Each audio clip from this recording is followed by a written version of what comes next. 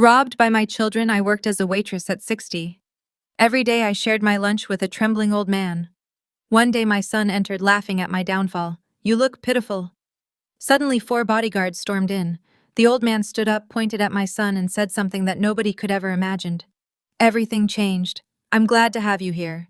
Follow my story until the end and comment the city you're watching from so I can see how far my story has reached."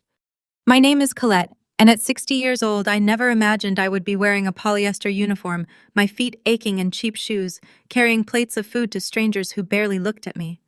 But life has a way of humbling you when you least expect it. The Murphy's Diner uniform was 2 sizes too big. The red fabric faded from countless washes. The name tag read Colette in peeling white letters. And every time I caught my reflection in the coffee pot, I saw a stranger. This wasn't supposed to be my story. I was supposed to be enjoying retirement, maybe traveling with my late husband's pension, watching my grandchildren grow up. Instead, here I was learning to balance plates on my arm and smile at customers who treated me like I was invisible. It had been 3 weeks since I started working at Murphy's. 3 weeks since my world fell apart completely. The other waitresses were kind enough, especially Ruth, who had been working there for 15 years. She showed me how to carry 4 plates at once without dropping them, how to remember orders without writing everything down, and most importantly, how to keep smiling even when your feet felt like they were on fire. "You'll get used to it, honey," Ruth told me on my first day, her weathered hands adjusting my apron. "Takes about a month for your body to stop screaming at you." But it wasn't my body that was screaming, it was my heart. The morning rush was always the worst. Business people grabbing coffee and rushing out, construction workers wanting hearty breakfasts before their shifts, elderly couples sharing quiet conversations over pancakes. I watched them all, wondering if any of them had children who loved them, who would never dream of betraying them the way mine had. I tried not to think about Carlton and Rebecca, but they haunted every moment. My son and daughter, the children I had sacrificed everything for, the ones I had worked double shifts to put through college, the ones I had trusted with every penny I had saved over 40 years of marriage. The betrayal still felt fresh, like a wound that refused to heal. They had convinced me to sign papers, said it would help with taxes, make things easier when I got older. I was so tired then, still grieving my husband Robert's death 6 months earlier, that I barely read the documents. I trusted them. They were my children. But those papers weren't about taxes. They were about transferring my assets, my house, my savings, everything Robert and I had built together over 4 decades.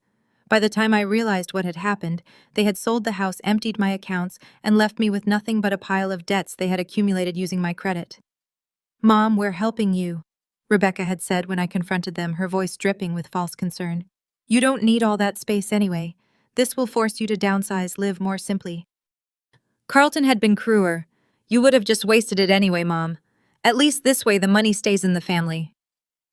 Family. The word tasted bitter in my mouth now.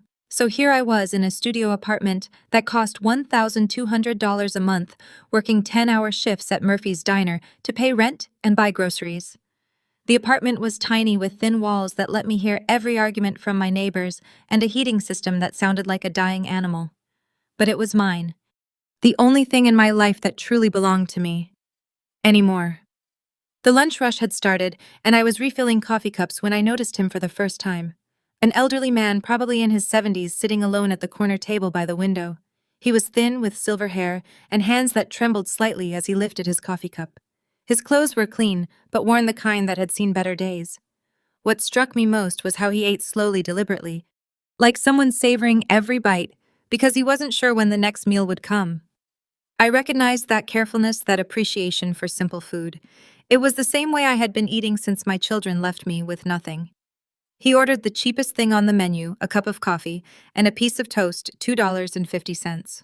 I watched him count out exact change from a small coin purse, his fingers shaking slightly as he placed each quarter on the table. Something about him reminded me of my father, who had worked construction until his hands were too arthritic to hold tools anymore. The same dignity in his posture, the same quiet resignation in his eyes.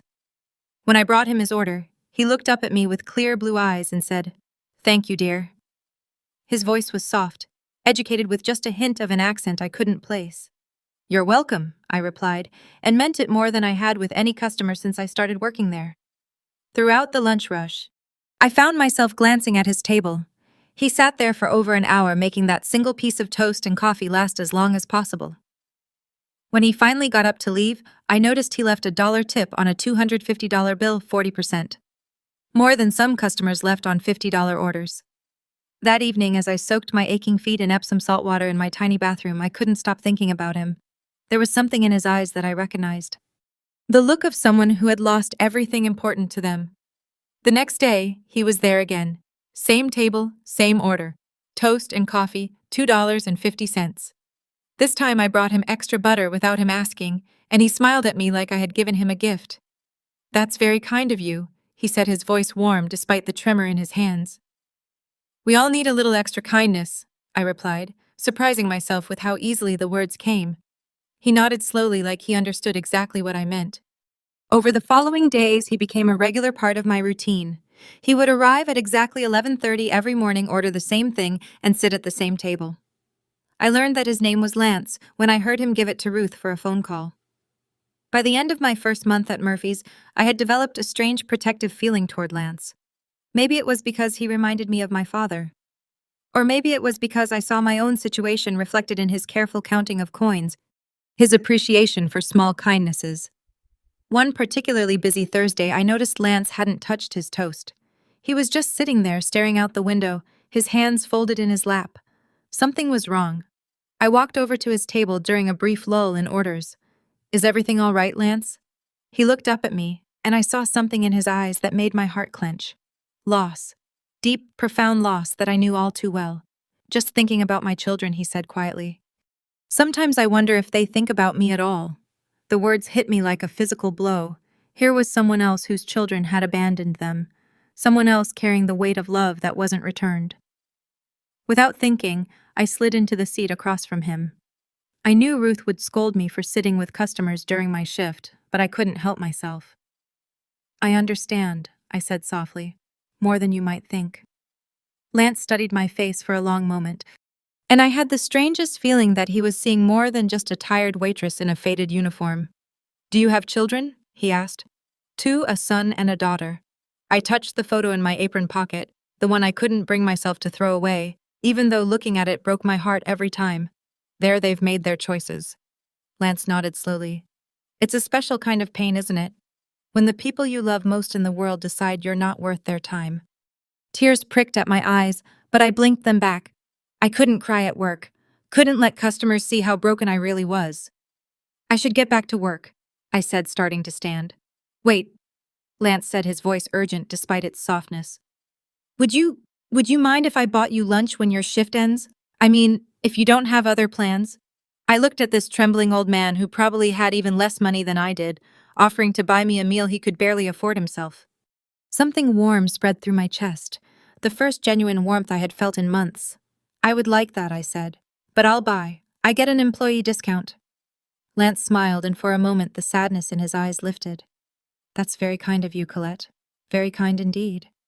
As I walked back to the counter to check on my other tables, I felt something I hadn't experienced since my children's betrayal. Hope. Maybe I was alone in the world. Maybe my own children had thrown me away like garbage. But perhaps there was still kindness to be found in unexpected places. I had no idea that this trembling old man would soon change everything about my life, or that the kindness I was showing him was being watched and measured by eyes far sharper than they appeared to be. That first lunch together changed something between Lance and me. We sat in the back booth of Murphy's after my shift ended, sharing a plate of the daily special meatloaf and mashed potatoes, and talking like old friends who had just found each other again after years apart. Lance ate slowly, deliberately, but I noticed he kept pushing most of his food toward my side of the plate. When I protested, he waved his hand dismissively. "I don't have much appetite these days," he said, "but I hate to see food go to waste." I understood that feeling. Since losing everything, I had become acutely aware of every wasted dollar, every scrap of food. But watching Lance, I realized he was doing something I hadn't done for myself. He was taking care of someone else despite his own struggles. "Tell me about your children," he said gently, his blue eyes kind but penetrating, "if you don't mind talking about it." And somehow I found myself telling this near stranger everything about Carlton and Rebecca. About how I had worked 2 jobs to put them through college, about the house Robert and I had bought when they were little and had lovingly maintained for 35 years. About the trust I had placed in them, the papers I had signed, the devastating moment when I realized what they had done. They said it was for my own good, I said, my voice barely above a whisper. that I was too old to manage my finances, that they were protecting me from myself. Lance listened without interrupting, occasionally nodding or making soft sounds of understanding. His hands, I noticed, had stopped trembling while I talked, as if my story had given him something to focus on besides his own pain. "And where are they now?" he asked when I finished. "Carlton lives in my old house with his wife and their 2 children. My grandchildren. I haven't seen them since." I swallowed hard. "Rebecca moved to California. She sends me a Christmas card every year with a photo of her family. Like that makes everything okay." "Do they know you're working here?" "Carlton knows. He drove by the diner a few weeks ago and saw me through the window. He didn't come in." Lance was quiet for a long moment, his fingers drumming silently on the table.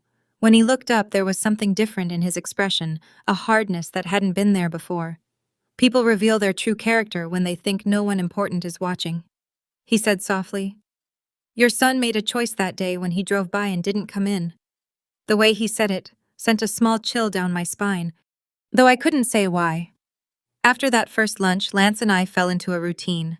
Every day he would come in at 11:30, order his toast and coffee, and we would chat when I had breaks between customers. At the end of my shift, we would share whatever the daily special was, splitting the cost and the food equally. I began to look forward to those conversations more than anything else in my day. Lance was educated, well-spoken, and had traveled extensively in his younger years. He told me stories about places he had been: Paris, Tokyo, London, but he was always vague about what he had done for work. "I was in business," he would say when I asked. "Nothing very exciting, numbers and meetings and paperwork." But sometimes when he thought I wasn't looking, I caught glimpses of something else. The way he held himself when he thought no one was watching, straighter, more confident. The expensive watch he wore, which seemed inconsistent with counting quarters for toast. The way other customers seemed to defer to him without realizing it, moving aside when he walked by, speaking more quietly when he was near. Most telling were his observations about people. Lance noticed everything: which customers were kind to the staff, which ones were rude, who left good tips, and who stiffed the waitresses.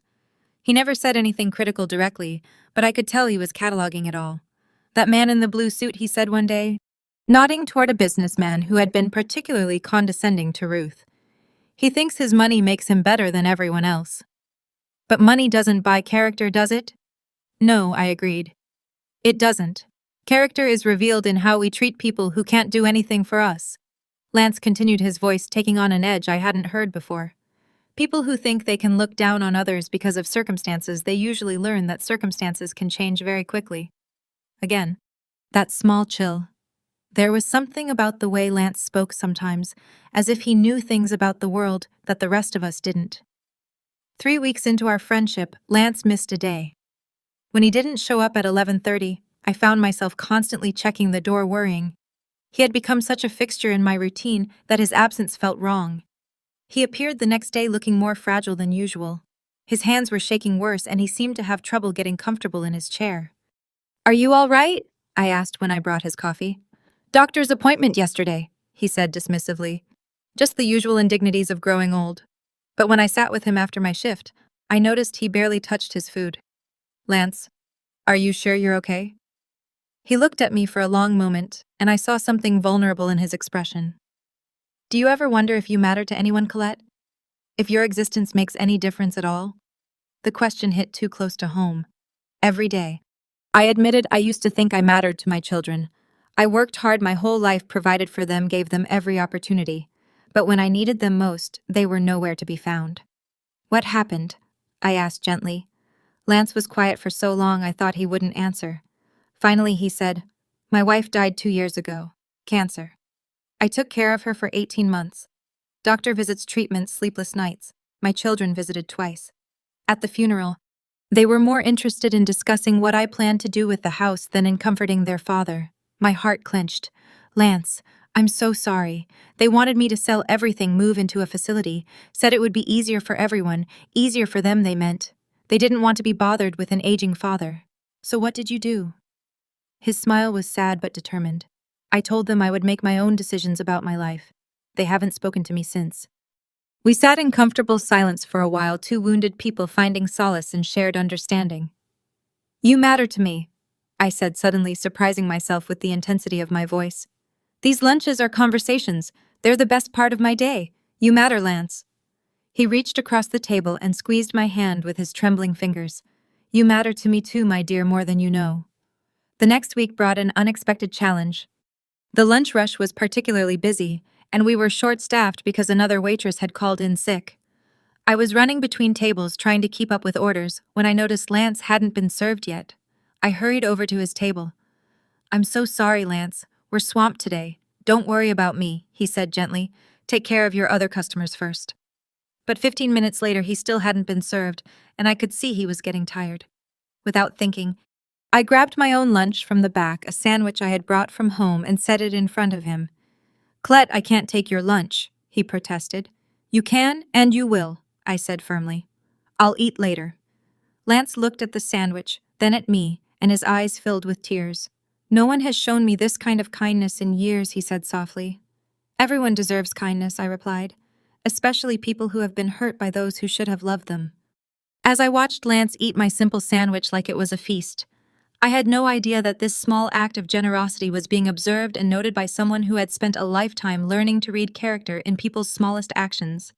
I didn't know that Lance's trembling hands were steadier than they appeared, or that his shabby clothes hid more than poverty. I had no idea that his careful observations and quiet questions were gathering information about my true nature, testing the authenticity of my kindness.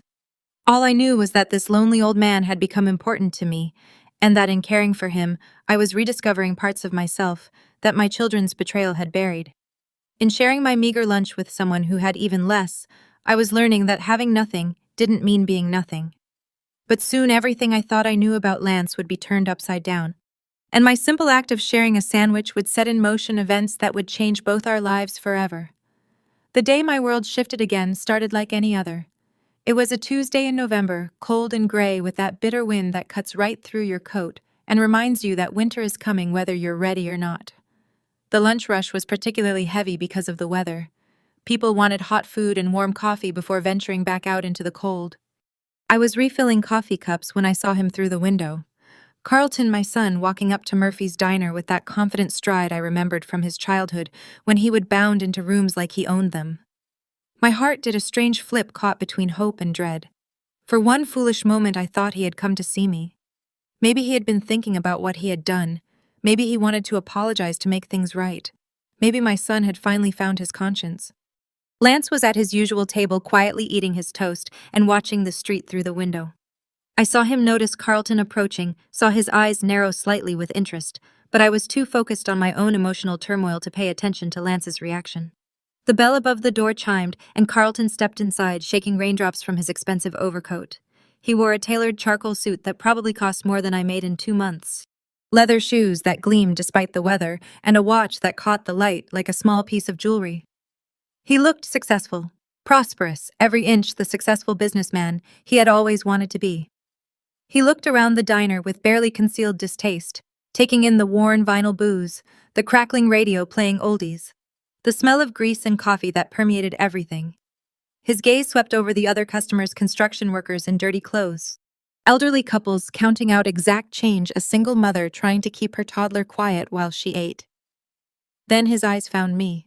I was standing by the coffee machine, my polyester uniform wrinkled from the busy lunch rush, my hair escaping from its ponytail, holding a pot of coffee with hands that suddenly couldn't stop shaking. For a moment, neither of us moved.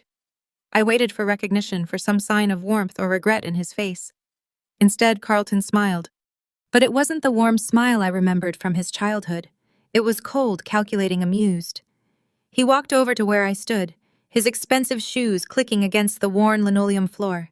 The diner had grown quieter, conversations dropping to whispers as people sensed some kind of drama unfolding. "Well, well," Carlton said, his voice carrying clearly through the suddenly quiet restaurant. "Look what we have here, Carlton," I whispered, my voice barely audible. "I didn't expect to see you here." "I'll bet you didn't." His smile widened, but there was no warmth in it. "I was driving by, and I thought I saw something familiar through the window. Had to come in and see for myself." He looked me up and down deliberately, taking in every detail of my appearance.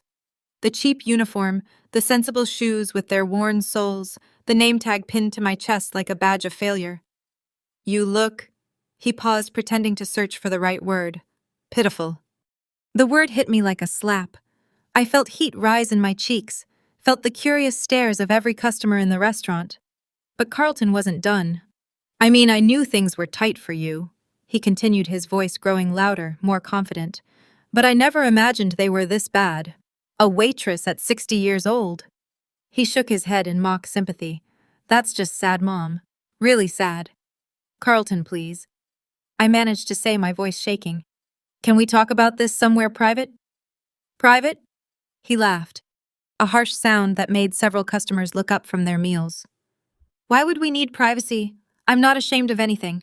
Are you ashamed, Mom? Ashamed of your choices? I felt tears prick at my eyes but forced them back. I wouldn't cry in front of these people. I wouldn't give Carlton that satisfaction. You know why I'm here, I said quietly. You know what happened to my money. Carlton's expression changed, becoming harder, more cruel.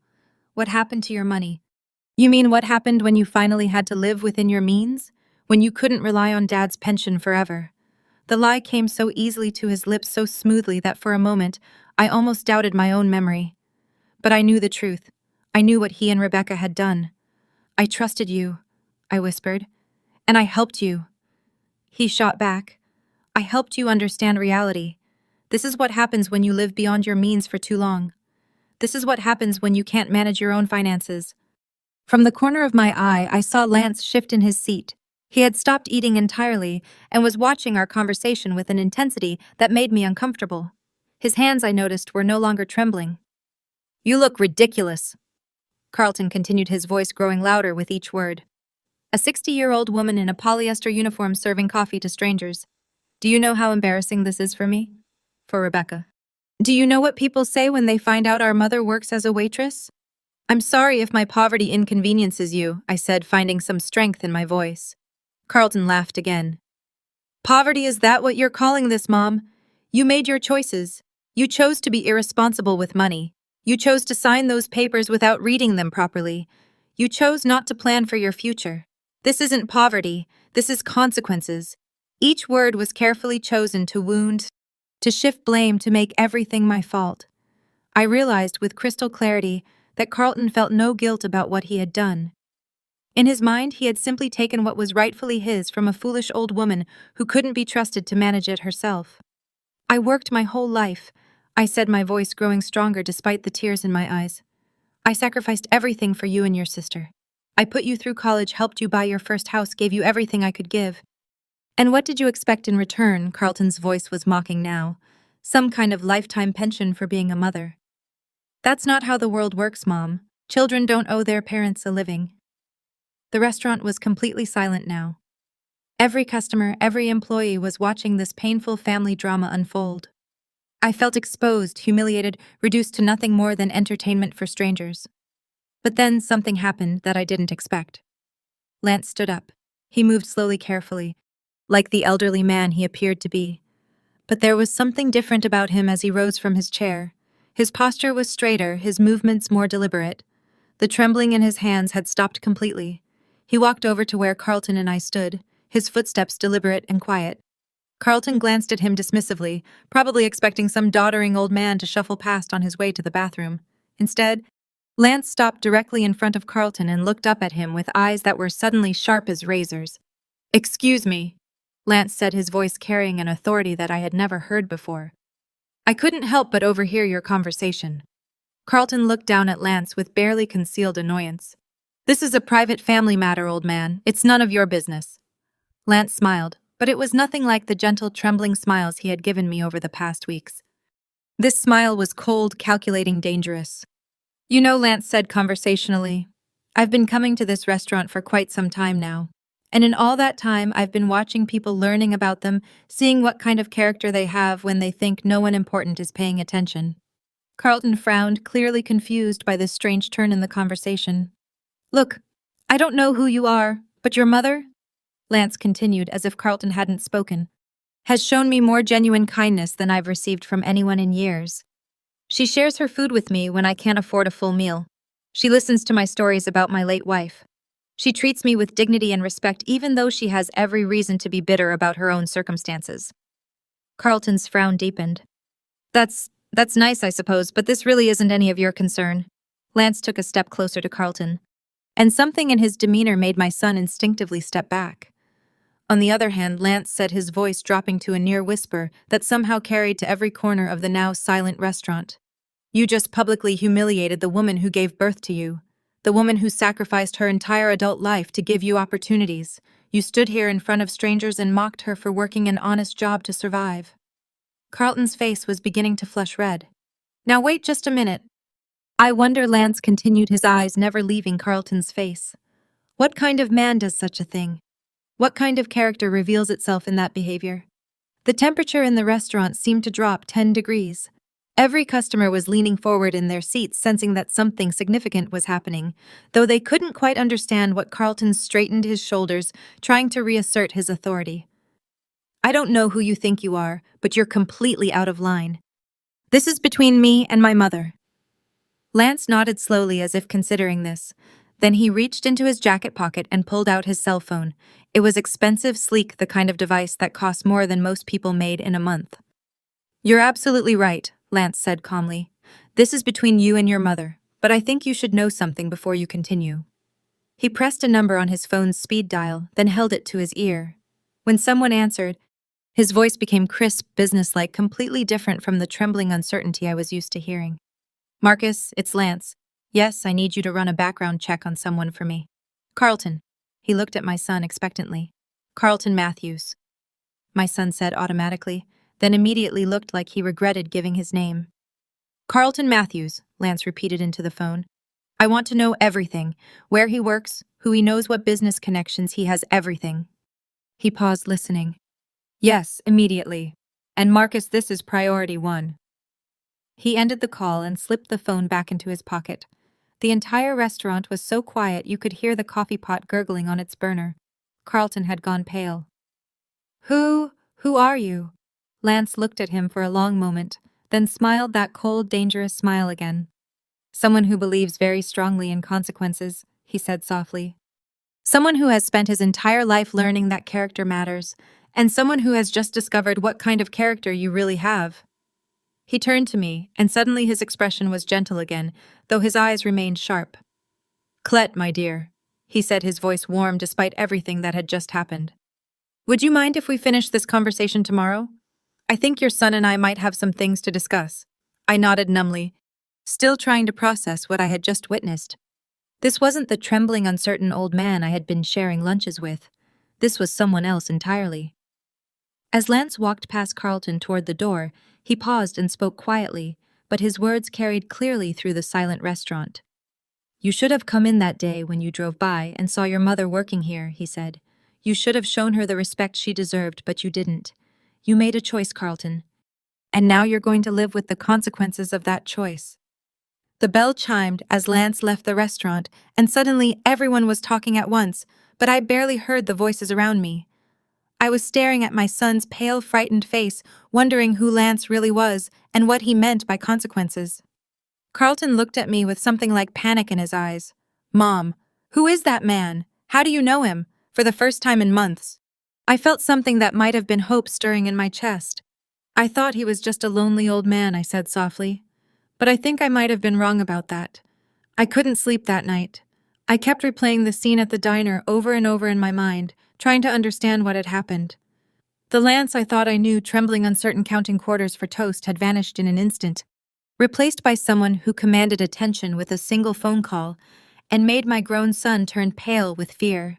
The next morning, I arrived at work early, hoping Lance would come in before his usual time. I needed answers. I needed to understand who this man really was and what he meant when he talked about consequences. Ruth noticed my distraction immediately. You look like you didn't sleep a wink, honey. Everything all right? I'm fine, I said, though my voice sounded strained even to my own ears. Just tired, but I wasn't fine. My hands shook as I refilled salt shakers and wiped down tables. Every time the bell over the door chimed, I looked up expecting to see Lance or Carlton or someone else who might help me make sense of what had happened. At 11:15, the door opened and Lance walked in. He looked exactly like the frail old man I had befriended weeks ago. Slightly stooped shoulders, careful steps, hands that trembled as he hung his worn coat on the hook by his table. But now I knew it was an act, and once you know something is performance, you can't unsee it. He sat at his usual table and waited. Our eyes met across the restaurant, and he gave me that same gentle smile he had offered every day since we met. But now I could see the intelligence behind it, the careful assessment that I had mistaken for simple kindness. I walked over to his table, my heart pounding. "Your usual?" I asked, my voice barely steady. "Actually," Lance said, his voice back to the soft, uncertain tone I was used to. "I think today I'd like something different. Could I have the breakfast special and coffee?" Of course. The breakfast special cost $12.50 more than 5 times his usual order? Of course, I managed to say when I brought his food 15 minutes later. Lance gestured to the seat across from him. "Would you mind sitting with me for a moment, my dear? I think we need to talk." I glanced around the restaurant. The morning rush was over and we only had a few customers. Ruth caught my eye and nodded. She could handle things for a few minutes. I sat down across from Lance, my hands folded tightly in my lap. "Who are you?" I asked without preamble. Lance smiled, and this time it was neither the trembling uncertainty I was used to, nor the cold calculation from yesterday. It was something warmer, more genuine than either. "My name really is Lance," he said. "Lance Morrison. And I really am 74 years old, and my wife really did die 2 years ago, and my children really have abandoned me." He paused, cutting into his eggs with steady hands. "But I wasn't entirely honest about what I did for work." "What did you do?" "I built companies," Lance said simply.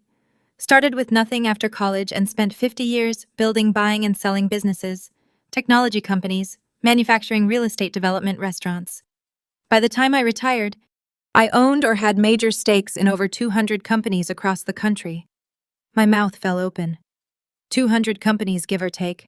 Lance took a bite of his eggs, watching my reaction carefully. I was what people call a serial entrepreneur. Some ventures failed spectacularly. Others made me more money than I could spend in 10 lifetimes. But I struggled to process this information. "But you count quarters for toast, you can barely afford coffee." Lance's expression grew sad. "After Eleanor died, my children made it very clear that they were only interested in their inheritance. They wanted me to update my will immediately, to divide everything between them so they could start planning their futures. When I told them I wasn't ready to think about that I needed time to grieve, they stopped speaking to me." He set down his fork and looked directly at me. "So I decided to conduct an experiment. I wanted to see what kind of person I really was when I had nothing. And I wanted to see what kind of people others were when they thought I was nobody important."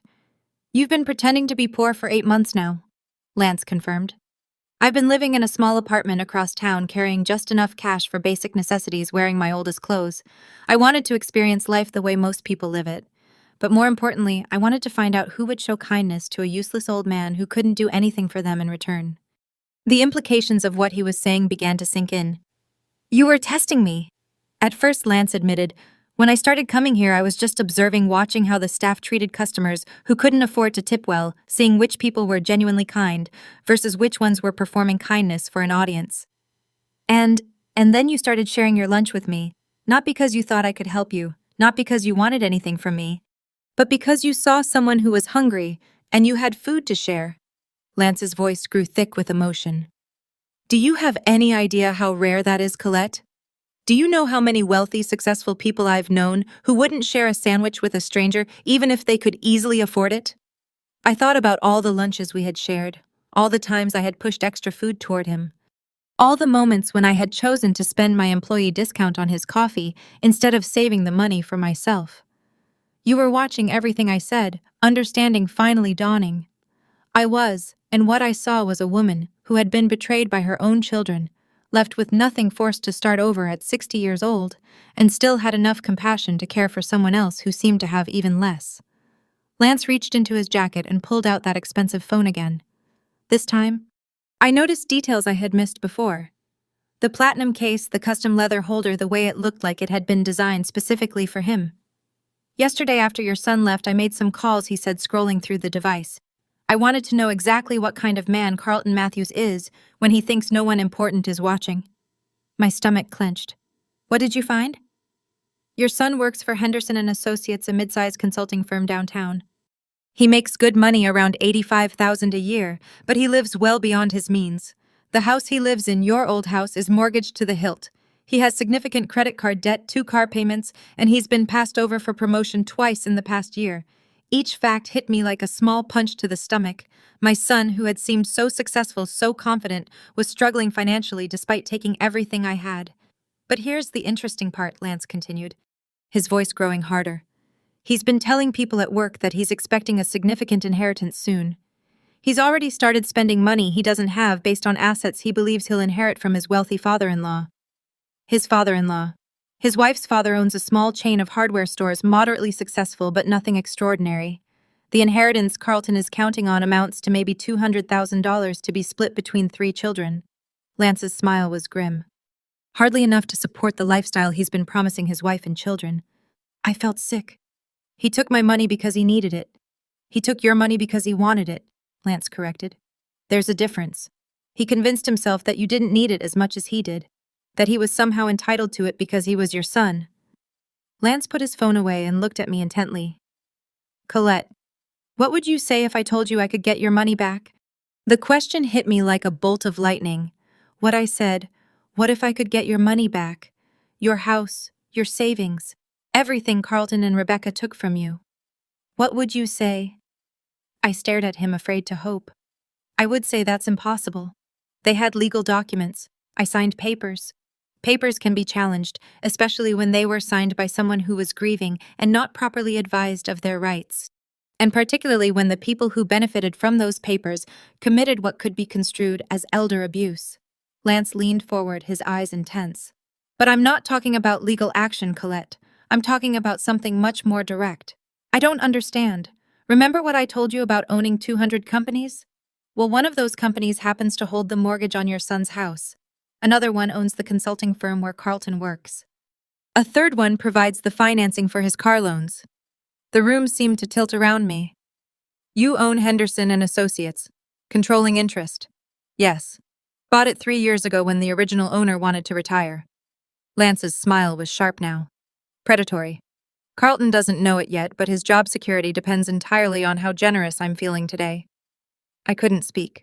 The implications were staggering. Here's what's going to happen, Lance said, his voice calm and businesslike. Carlton is going to receive a phone call this afternoon. He's going to be told that his position at Henderson and Associates is being eliminated due to restructuring. He'll also be informed that his mortgage has been called in for immediate payment due to some technical violations in his paperwork. Lance, you can't. I'm not finished, he said gently. He'll also discover that his car loans have been transferred to a new company with much stricter payment terms. By the end of this week, your son is going to be facing financial pressures that will make his current debt problems look like pocket change. I felt dizzy. You're going to destroy him. I'm going to give him a choice, Lance corrected. He can return every penny he took from you with interest, and I'll reverse all of these decisions. His job will be reinstated, his loans will return to their original terms, and his mortgage will be renegotiated, or he can continue to believe that actions don't have consequences. Lance reached across the table and took my trembling hands in his steady ones. But more importantly, I'm going to give you a choice too. What kind of choice? You can go back to your old life, your house, your savings, your security. Carlton will learn that treating his mother like garbage has a price, and hopefully he'll become a better man because of it. I waited for the other option, sensing there was more. Or Lance said slowly, you can start a new life with someone who understands what it means to be betrayed by family, who knows what it's like to discover that the people you love most in the world only see you as a source of money. The weight of what he was offering hit me all at once. Not just my money back, not just revenge on Carlton, but something I had never dared to hope for. A second chance at happiness. I don't understand why you would do this for me, I whispered. Lance squeezed my hands gently. Because in 8 months of pretending to be poor, in 8 months of watching how people treat someone they think is worthless, you're the only person who saw me as human, not as a source of money, not as someone to be used or ignored, but as a person worthy of kindness and respect. He paused, his voice growing soft. And because I've been alone for 2 years in these past few weeks, sharing lunch with you, and listening to your stories, and seeing your strength in the face of betrayal, these have been the happiest days I've had since Eleanor died. Tears were streaming down my face now, but for the first time in months, they weren't tears of pain or loss. They were tears of possibility, of hope, of the overwhelming realization that sometimes the universe sends exactly what you need in the form you least expect. What happens now, I asked. Lance smiled, and this time it was purely gentle, purely real. Now we finish our breakfast. Then I make a phone call to Henderson and Associates, and then we see whether your son is capable of learning from his mistakes. As Lance signaled for Ruth to bring him more coffee, I realized that my life was about to change again. But this time I wouldn't be falling. This time someone would be there to catch me. Someone who had been watching all along. The phone call came at exactly 2:30 in the afternoon while I was serving coffee to a table of construction workers and trying to process everything Lance had told me. My phone buzzed in my apron pocket, and when I saw Carlton's name on the screen, my heart jumped into my throat. I stepped into the back room to answer it, my hands trembling so badly I almost dropped the phone. "Mom!" Carlton's voice was tight with panic. "Mom, I need to talk to you. Something's happening." What kind of something, I asked, though I already knew. "I just got fired." The words came out in a rush. They called me into the office and said my position was being eliminated immediately. No warning, no explanation, just gone. 24 hours to clear out my desk. I closed my eyes, feeling a mix of satisfaction and guilt that surprised me with its intensity. "I'm sorry to hear that, Carlton." "Sorry. That's all you have to say."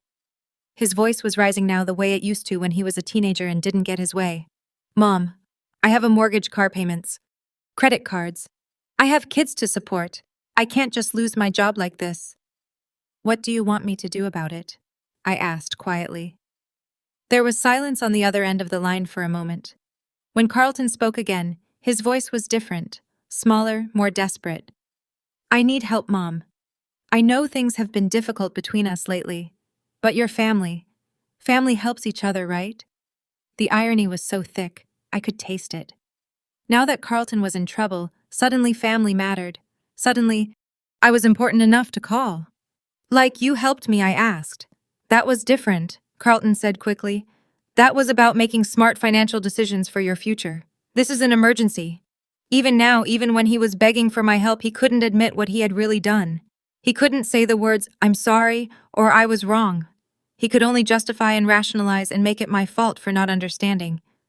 "Carlton," I said softly, "I work at a diner for minimum wage plus tips. I live in a 400-foot studio apartment. What exactly do you think I can do to help you? You could ask your boss for more shifts, or get a second job. Or maybe that old man you've been talking to, maybe he knows someone who's hiring." I felt anger rise in my chest, hot and sharp. Even in his desperation, Carlton saw me as nothing more than a resource to be exploited. He didn't want my advice or my comfort or my emotional support. He wanted me to sacrifice even more of myself to solve problems he had created. "The old man I've been talking to," I repeated slowly. "Yeah, you mentioned him before. Lance something. Maybe he has connections." I almost laughed. If Carlton only knew how many connections Lance had, how easily he could solve every financial problem my son faced with a single phone call. But that wasn't going to happen. Not until Carlton learned some fundamental truths about respect and consequences. "I'll think about it," I said. "Mom, please. I'm really scared here. The mortgage payment is due in 2 weeks and without my job." "You'll figure something out," I said, echoing the same dismissive tone he had used with me when he left me with nothing. "You're a smart man, Carlton. I'm sure you'll think of something." I hung up before he could respond. 20 minutes later, Lance appeared at his usual table. He moved with his familiar careful steps, but I could see the difference now. The controlled strength behind the apparent frailty, the sharp intelligence behind the confused elderly act. When I brought him his coffee, he smiled up at me with genuine warmth. "How are you feeling, my dear?" Confused, I admitted. Carlton called. "He's lost his job, I heard." Lance's expression didn't change, but there was satisfaction in his eyes. "And how did that make you feel?" I thought about it honestly. Part of me feels guilty. He has children responsibilities. But part of me feels like maybe it's time he understood what it's like to have everything taken away from you. "Good," Lance said simply. "That means you're human, but you're not weak. Feeling guilty about someone else's suffering shows you have empathy, but recognizing that consequences are necessary shows you have wisdom." Over the next 3 days, Carlton called 6 more times. Each conversation followed the same pattern. Panic desperation, increasingly frantic requests for help that I couldn't possibly provide, and growing anger when I failed to solve his problems for him. By Friday, his tone had changed completely. "This is your fault," he said when I answered his latest call. "That old man Lance, whatever his name is, he did something." "I know he did." "What are you talking about? Don't play dumb, Mom. The timing is too perfect. He threatened me on Tuesday, and by Wednesday afternoon, my whole life was falling apart." Carlton's voice was sharp with accusation. Who is he? What kind of connections does he have? He's a friend, I said. A friend who can get someone fired with a phone call. A friend who can call in mortgages and car loans. What kind of friend has that kind of power? I didn't answer, but Carlton continued anyway. I did some research. Mom, I started asking questions. Do you know what I found out? My heart was pounding, but I kept my voice steady. What did you find out? Lance Morrison, 74 years old. Net worth estimated at somewhere between $500 million and $800 million. Owner or major stakeholder in dozens of companies, including the one that just fired me. Carlton's voice dropped to a whisper. You've been having lunch with one of the richest men in the state, and somehow you convinced him to destroy my life. I didn't convince him to do anything, I said truthfully. Lance makes his own decisions. So you admit it. You admit you knew who he was. I found out the same day you did. I said when he stood up to you in the restaurant. Before that, I thought he was just a lonely old man who needed a friend. Carlton was quiet for a long moment. When he spoke again, his voice was different. Not angry, not panicked, but calculating. What does he want? Carlton asked. Men like that don't destroy people's lives for no reason. What does he want from me? I looked across the restaurant where Lance was sitting at his usual table reading a newspaper and drinking coffee like he didn't have a care in the world. But I knew he could hear every word of this conversation. Knew he was waiting to see what I would say. I think you should ask him yourself. I said, what? He comes to Murphy's Diner every day at 11:30. Table by the window. If you want to know what he wants, come ask him. Carlton was silent for almost a full minute. Finally he said, Will you be there when I talk to him? For the first time in our conversation, my son sounded like the little boy he used to be, scared, uncertain, looking to his mother for protection. It broke my heart and filled me with hope at the same time. Do you want me to be there? I asked gently. Yes, Carlton whispered. Please. Saturday morning, Carlton walked into Murphy's Diner at exactly 11:45. He looked terrible, unshaven, wearing a wrinkled shirt and jeans instead of his usual expensive suit, dark circles under his eyes that spoke of sleepless nights. Lance was already at his table working on his usual toast and coffee. He looked up when Carlton approached, his expression neutral. Mr. Morrison. Carlton's voice was hoarse. Could I sit down? Lance gestured to the empty chair across from him. Of course, I was refilling salt shakers at a nearby table close enough to hear their conversation, but trying to look like I wasn't listening. Carlton sat down heavily, his hands shaking as he folded them on the table. I know what you did, he said without preamble. Do you? Lance's voice was mild, conversational. What exactly do you think I did? You got me fired. You called in my loans. You're trying to destroy my life because of what happened with my mother. Lance took a sip of his coffee. Considering. That's an interesting theory. Tell me, Carlton, do you think your life is being destroyed? I lost my job. I'm about to lose my house. My credit is ruined. If that's not destruction, what is consequences? Lance said simply. There's a difference. Carlton's face flushed red. Consequences for what? For telling my mother the truth. For helping her understand reality. Lance sat down his coffee cup with deliberate care. Let me tell you what I see when I look at you, Carlton. I see a man who stole everything from his widowed mother and convinced himself it was for her own good. I see someone who publicly humiliated a woman who sacrificed her entire adult life for his benefit. I see a person who feels entitled to wealth he didn't earn and respect he hasn't shown to others. Carlton opened his mouth to protest, but Lance held up a hand. But more than that, Lance continued. I see someone who has never faced real consequences for his actions. Someone who has always been bailed out, always been protected from the results of his choices. What do you want from me? Carlton asked, his voice barely above a whisper. Lance leaned forward slightly. I want you to understand something that your mother understood when she was your age. That life is not fair, that sometimes you lose everything through no fault of your own, and that the measure of a person is how they treat others when they have nothing left to lose. He paused, glancing over at me. Your mother lost everything because she trusted you. But instead of becoming bitter or cruel, she chose to share her lunch with a stranger who appeared to have even less than she did. That's character, Carlton. That's the kind of person she is. Carlton followed Lance's gaze to where I stood, and for a moment I saw something in his eyes that might have been understanding. What happens now? Carlton asked. Lance smiled. But it wasn't the cold, calculating expression he had worn in our previous encounter. It was something warmer, more hopeful. Now you have a choice to make.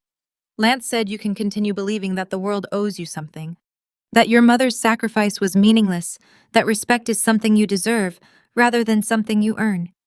He reached into his jacket and pulled out a piece of paper, which he placed on the table between them. Or Lance continued, you can sign this document returning every penny you took from your mother with interest, and spend the next year learning what it means to earn your way back into her life. Carlton stared at the paper without touching it.